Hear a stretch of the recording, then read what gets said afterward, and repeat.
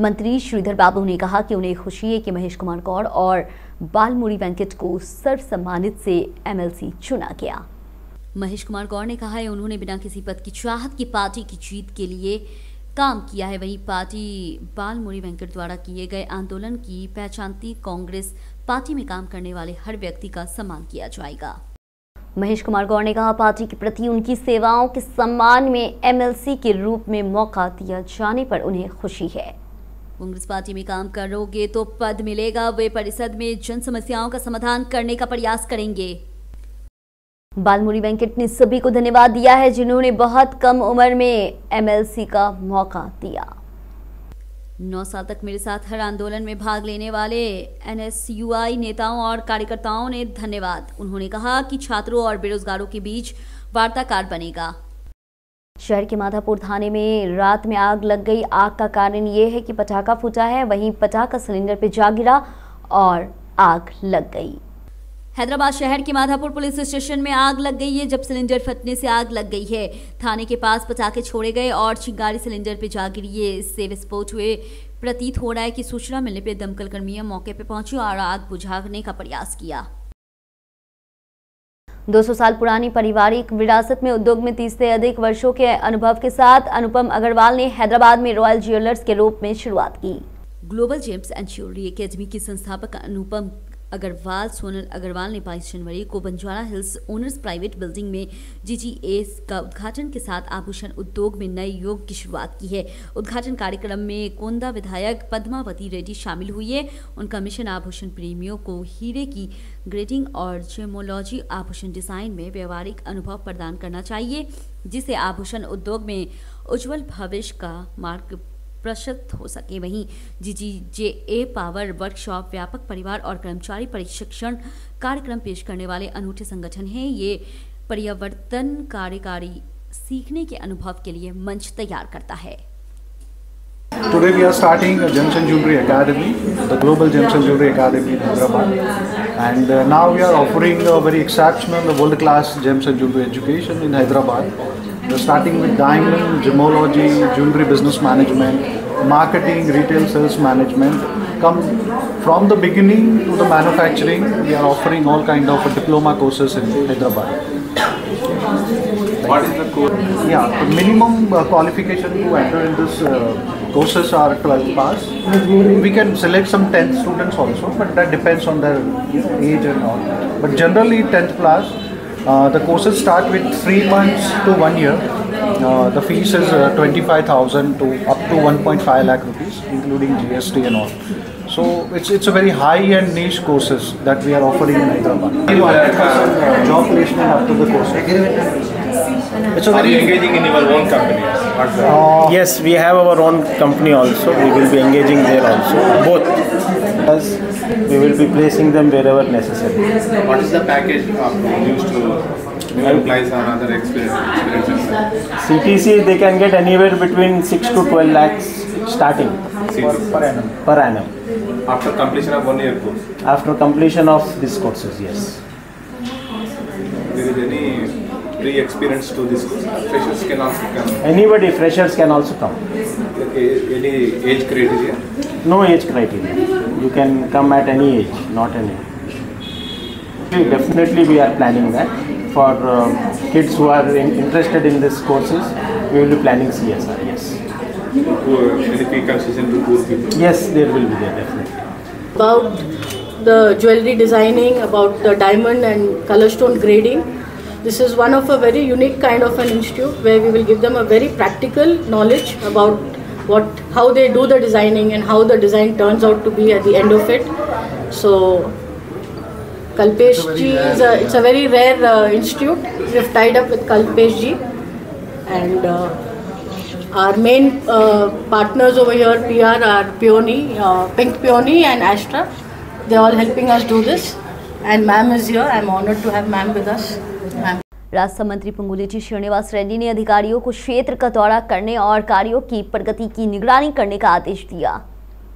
मंत्री ने Khammam new collectorate में पलारू निर्वाचन क्षेत्र के विकास कार्यों की प्रगति की समीक्षा की है। उन्होंने कहा कि मशीनरी को जवाबदेही के साथ काम करना चाहिए, लोगों को बेहतर सेवाएं प्रदान करनी चाहिए, वहीं सरकारी प्रणालियों में विश्वास पैदा करनी चाहिए, वहीं अस्पतालों में डॉक्टर उपलब्ध रहे हैं। उन्होंने चेतावनी दी है कि वे औचक निरीक्षण करेंगे, यदि कर्तव्यों में लापरवाही बरती गई तो सख्त कार्रवाई की जाएगी।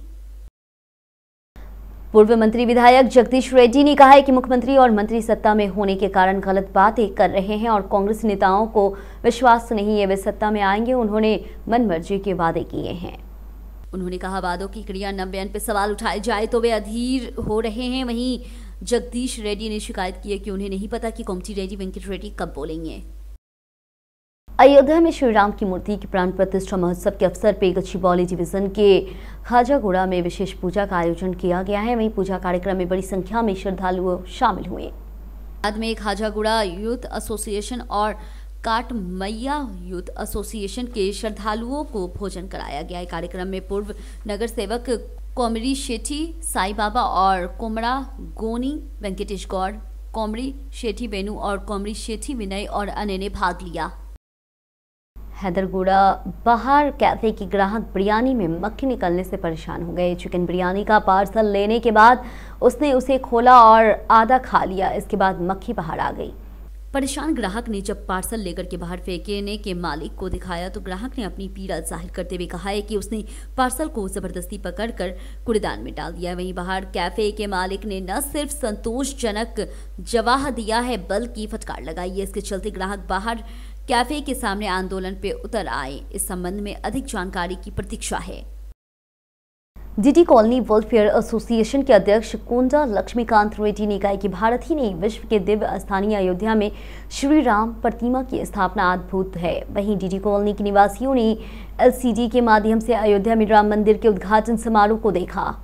नरेंद्र मोदी के नेतृत्व में अयोध्या में राम मंदिर का निर्माण देश के लिए गौरव की बात है। इसके अलावा उन्होंने कहा कि बहुत खुशी की बात है कि युग पुरुष राम का नाम जनमानस में दिखाई देता है। वहीं कोंडा लक्ष्मीकांत रेड्डी ने कहा है कि अदालत के फैसलों के आगे झुकने के बाद आखिरकार सफल होना है और मंदिर की स्थापना करना बहुत संतुष्टिदायक है। उन्होंने हर हिंदू से अयोध्या राम के दर्शन करने को कहा है। कार्यक्रम में डीडी कॉलोनी में वेलफेयर एसोसिएशन के उपाध्यक्ष, महासचिव, सचिव कॉलोनी और निवासी और अन्य लोग शामिल हुए। जनवरी 2000 आभा लेकर आया। 22 जनवरी 2024 धरोहर मिली। आज हमें राम का मंदिर उठ खड़ा हो राष्ट्र अतीत के हर दौर से हौसला ले। ऐसे ही लोग आज की तारीख की, आज के इस पल की चर्चा कर रहे हैं। अयोध्या श्री राम प्राण प्रतिष्ठा कार्यक्रम में सदभर में लालापेट में श्री सीता राम जैनक भजन समाज में लाइव स्क्रीनिंग का आयोजन किया गया है। कार्यक्रम में पूर्व मेयर बंडा क्रांतिका चंद्र रेड्डी ने भाग लिया है। वहीं रामुला वारी प्राण प्रतिष्ठा का कार्यक्रम देखा। उसके बाद राम की विशेष पूजा की गई है। वहीं बंडा क्रांति चंद्र रेड्डी ने कहा कि अयोध्या श्री राम प्राण प्रतिष्ठा कार्यक्रम जिसके देश के लोगों को इंतजार था वहीं एक अनूठा उत्सव था। उन्होंने देश की जनता की इच्छाएं पूरी नहीं करने के लिए प्रधानमंत्री मोदी की आलोचना की है। वहीं कार्यक्रम में मंदिर सम्मानित के अध्यक्ष श्रीनिवास राव और उपाध्यक्ष साईनाथ गौड़ और महिला व अन्य लोग शामिल हुए।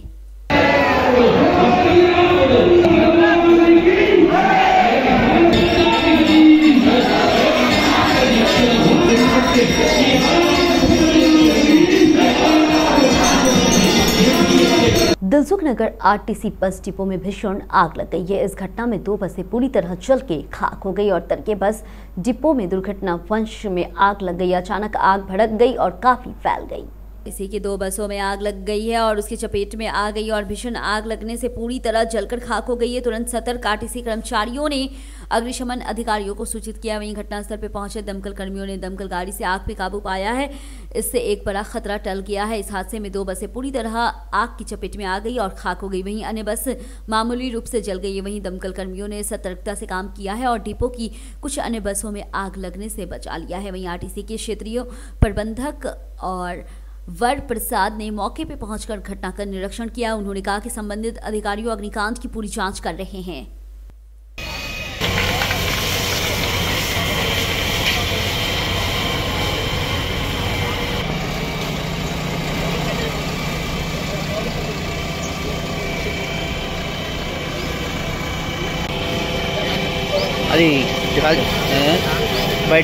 अयोध्या में श्रीराम लल्ला के निधन के बाद मिर्चल शहर में कई युवाओं ने बड़े पैमाने पे बाइक रैली निकाली है। वे भगवा ध्वज थामे जय श्रीराम के नारे लगा रहे थे। वहीं राम लक्ष्मण जानकी जय बोले कि हनुमंकी की नारा लगाते हुए रैली में आगे बढ़े। सहयोग का 500 साल पुराना सपना खुशी से झूम उठा है। बाद में हिंदू वाहिनी के तत्वावधान में मिर्चल कस्बे के मुख्य बाजार में लाइव स्क्रीन के माध्यम से अयोध्या बालाराम प्राण प्रतिष्ठा कार्यक्रम को देखा गया है। कार्यक्रम में हिंदू वाहिनी के कर्तव्यों ने हिस्सा लिया और उन्होंने कहा कि पूरे देश में श्री राम नाम का मर्ग अत्य आनंददायक है।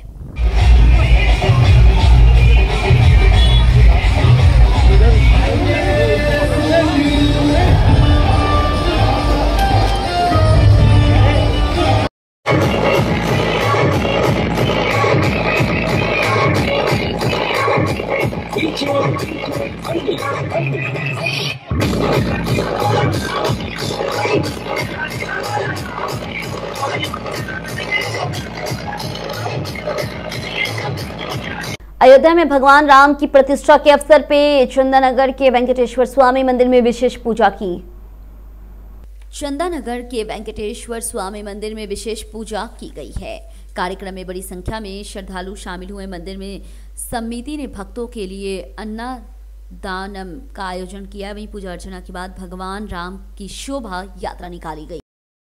मुलुगु जिले के मेराराम महाजत्रा के दौरान जिला आदिवासी कल्याण आश्रम हाई स्कूल के छात्रों ने प्लास्टिक प्रतिबंध के खिलाफ जागरूकता रैली निकाली है। वहीं एट्रू नागाराम ITDA PO अंकिता ने झंडा लहराकर इस रैली की शुरुआत की। वहीं विद्यार्थियों ने प्लास्टिक का उपयोग न करने और सूती थैलों की चूमे जैसे नारों के साथ रैली निकाली।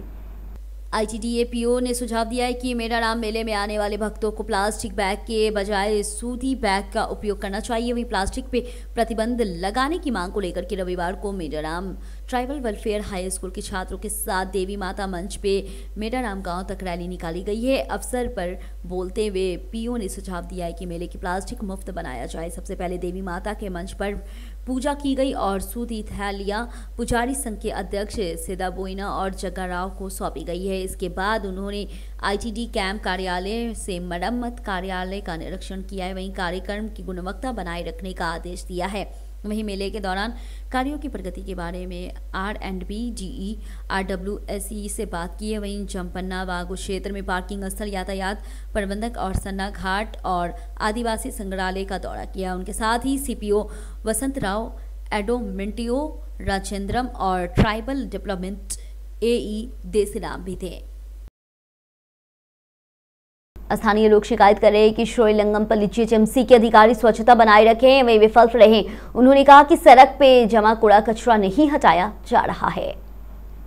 नलगंडला से गोपनपल्ली तक सड़क पे सॉफ्टवेयर उद्योग और प्रतिष्ठित शैक्षणिक संस्थान है। उन्होंने कहा कि इस सड़क के दोनों और फुटपाथ पे प्लास्टिक कचरे का ढेर जमा हो गया है, जिससे प्रतिदिन हजारों लोग यात्रा करते हैं। वहीं सड़क की गुजरने वाले लोगों पर कूड़ा उड़ाकर वाहनों पे गिरता है। वहीं स्थानीय लोग अपनी शिकायतें व्यक्त कर रहे हैं और वे स्वच्छता अधिकारियों पर ध्यान नहीं दे रहे हैं, जिन्होंने कई बार इस मामले में अनुरोध किया है। पूर्व राष्ट्रपति रामनाथ कोविंद की अध्यक्षता वाली समिति ने कहा कि एक देश एक चुनाव को लेकर के उसे लोगों से करीब 21,000 सुझाव मिले हैं। इसमें कहा गया है कि 81% लोगों ने जमीली के चुनाव का समर्थन किया। 40 पार्टियों से उनकी राय मांगी गई है कि अब तक 17 पार्टियों से पत्र प्राप्त हुए हैं। वहीं कोविंद समिति ने कहा है कि राज्यसभा सदस्यों और गुलाम नबी आजाद, कानून मंत्री अर्जुन राम मेघवाले और 15वें वित्त आयोग के पूर्व अध्यक्ष NK सिंह और पूर्व लोकसभा महासचिव सुभाष कश्यप पैनल बैठक में शामिल हुए। पता चला कि समिति के सदस्य इस महीने की 27 तारीख को फिर से बैठक करेंगे और कांग्रेस, आप और तृणमूल कांग्रेस पार्टियां पहले ही पत्र लिख करके जमीली के चुनाव का विरोध कर चुकी है। सनसनीखेज बिल्किस बानो केस में 11 दोषियों ने गुजरात की गोधरा उप जेल में सरेंडर कर दिया गया है। उन्होंने हाल ही में सुप्रीम कोर्ट का दरवाजा खटखटाया और कहा उनके कुछ दयावंती है और उन्हें आत्मसमर्पण करने के लिए और समय दिया जाए, लेकिन सुप्रीम कोर्ट ने उनकी याचिका खारिज कर दी है और उन्हें आत्मसमर्पण करने की समस्याएं दी है। वहीं परिणाम स्वरूप 11 दोषियों ने जेल अधिकारियों के सामने आत्मसमर्पण कर दिया है। वहीं गोधरा ट्रेन आगजनी हमले के बाद वर्ष 2002 में गुजरात में भड़के सांप्रदायिक दंगों में बिल्किस बानो परिवार के 7 सदस्य मारे गए थे। वहीं 5 माह की गर्भवती बानो के साथ हमलावरों ने सामूहिक दुष्कर्म किया है। वर्ष 2008 में विशेष सीबीआई अदालत ने 11 आरोपी को आजीवन कारावास की सजा सुनाई। वहीं गुजरात सरकार ने वर्ष 2022 में 14 साल की सजा काट चुके लोगों की माफ कर दिया है। इन सभी को 15 अगस्त 2022 को जेल से रिहा कर दिया गया है। इसके साथ ही बानो ने गुजरात सरकार के फैसले को चुनौती देते हुए सुप्रीम कोर्ट का दरवाजा खटखटाया और इस महीने की 8 तारीख को सुप्रीम कोर्ट ने गुजरात सरकार के फैसले को खारिज करते हुए अहम फैसला सुनाया है। उनकी रिहाई अवैध है। उन्होंने 2 सप्ताह के भीतर जेल अधिकारियों के सामने आत्मसमर्पण करने का आदेश दिया गया। नारायण अम्मा इंजीनियरिंग कॉलेज के उपाध्यक्ष श्री विद्या रेड्डी ने कहा कि अयोध्या में राम प्रतिष्ठा कार्यक्रम दुनिया के लिए प्रेरणा है। वहीं शेखपेट के जी नारायण अम्मा विद्यालय में राम प्रतिष्ठा कार्यक्रम के उपलक्ष्य में छात्रों ने कॉलेज में बड़े पैमाने पर अत्याधुनिक कार्यक्रम आयोजित किए हैं। कॉलेज के वाइस चेयरमैन श्री विद्या रेड्डी प्रिंसिपल कार्यक्रम के मुख्य अतिथि थी। वहीं डॉक्टर के रमेश रेड्डी के नेतृत्व में छात्रों ने आध्यात्मिक कार्यक्रम आयोजित किए। उन्होंने कहा कि उनके दादा पुल्ला रेड्डी के नेतृत्व में पहले राम मंदिर निर्माण के लिए सहायता प्रदान की थी। वहीं कॉलेज में छात्रों के नेतृत्व में राम प्रतिष्ठा कार्यक्रम के दौरान छात्रों द्वारा कार्यक्रम आयोजित किए गए थे। उन्होंने प्रशंसा करते हुए कहा है कि हर छात्र को भगवान राम के दिखाई मार्गों को अपनाने की बहुत जरूरत है। वहीं कार्यक्रम में कॉलेज के शिक्षकों और छात्रों ने बड़े पैमाने पर भाग लिया। So this is G. Narayan Amma Institute of Technology and Science, one of the institutes that my grandfather has established. Today you can see an environment of celebration and joy, not just here, across all our schools and colleges we are doing this. So we are celebrating 2 things. One is of course the moment of Pran Pratishtha in Ayodhya temple, and the fight over the last 3 decades that we went through to get this done, and how the contribution of Shri G. Pulla Reddy Garu was done at the very beginning when this movement actually started, and his how he contributed, how his wife G. Narayan Amma, all our family, they were in the forefront of this movement, and his soul, wherever it is right now, it must be really happy to see this really happen. And so we always, whenever he's here, he used to call all the students, all his students and employees, his children and grandchildren. That is how close he was to everybody in his system. And today I want to say that he is such a visionary that 3 decades ago he could envision how spirituality is going to be important, how it is going to bring us Indians together, and how the religious sentiment of Ram Temple is going to bring us all together. And today you can see not just India, world over acknowledges this movement, and they're all with us, they're all celebrating with us at Ayodhya. His son is right there, my father is there in Ayodhya right now at the inauguration, so he couldn't be here. And we're all celebrating his contribution, and somehow we feel that we are so close to him that we feel that we are a part of this movement as well, and that is a special gift that he has given to all of us. BJP के वरिष्ठ नेता और समावेश समिति के अध्यक्ष इटेला राजेंद्र ने भगवान राम प्राण प्रतिष्ठा सिकंदराबाद की बोयिनपल्ली कंसारी बाजार राम मंदिर में एक विशेष पूजा में भाग लिया। इटेला राजेंद्र के साथ बोर्ड के पूर्व उपाध्यक्ष, मंदिर ट्रस्ट के सदस्य, जनपन्ना प्राप्त और समिति के सदस्यों ने भाग लिया।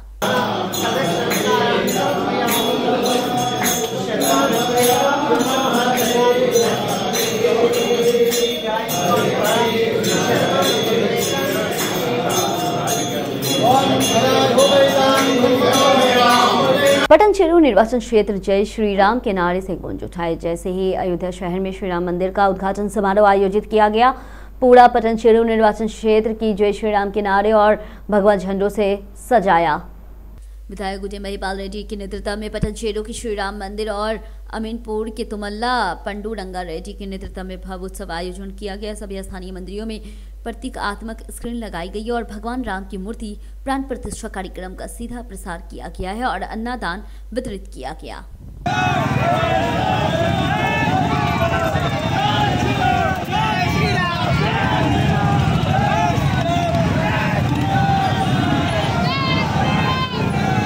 रामगोपाल वर्मा द्वारा निर्देशित व्यूहम फिल्म का एक और झटका लगाया। हाईकोर्ट ने इस फिल्म को सेंसर बोर्ड द्वारा दिया गया सर्टिफिकेट रद्द कर दिया। वहीं सेंसर बोर्ड को फिल्म की एक बार फिर समीक्षा करने का आदेश दिया गया।